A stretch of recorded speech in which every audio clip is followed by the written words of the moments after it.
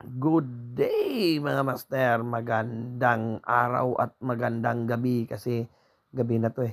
So ayun, eto tinatapos na natin yung machine natin na ano na binuhol natin. So ayan, tinanggal natin yung motor niya kasi may nilagay tayong parts na pinalitan natin kasi medyo may sira.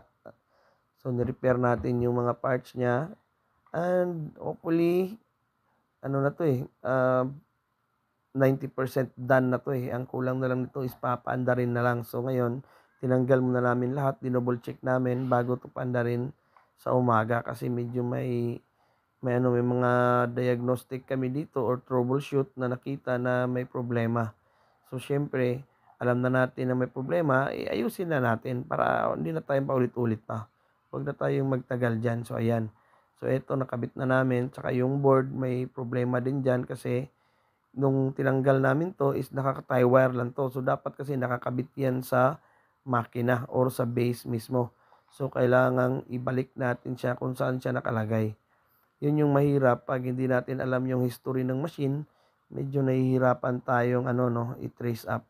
Pero kung hahanapan ng paraan 'yan. Kaya nga may kasabihan tayo, 'pag gusto may paraan, 'pag ayaw maraming dahilan. Eto inabot pa kami ng brownout. So, medyo mahirap kasi hindi namin nakikitang mabuti yung ano, yung mga wiring connection kung saan nakakabit. Kaya sabi ko nga kanina, ipagpaumaga na lang natin 'to kasi sakit sa mata tsaka ayaw naming magkamali dito. Kasi hindi naman sa mastery natin yung ano 'no, pagkabit, paano natin papaandarin 'yan kung walang kuryente. So, yun yung pinaka-ano dun, pinaka-base dun. Kasi nga umaandar yung machine 'pag may kuryente, brown out. So, paano mo papaandarin 'yan? So, ayan, oh, ba't adan, ba't adan.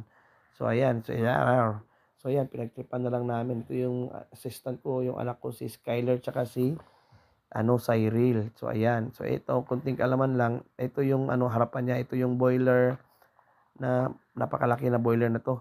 Meron siyang water level sensor. So, diyan makikita kung may tubig yung boiler o wala, ayan, oh. Ito siya. So, diyan malalaman kung ilan na yung laman ng boiler. Tsaka yung gauge niya may dalawa yan, pressure pump tsaka yung, boiler pressure pump, pressure. So, yun yung magkaiba.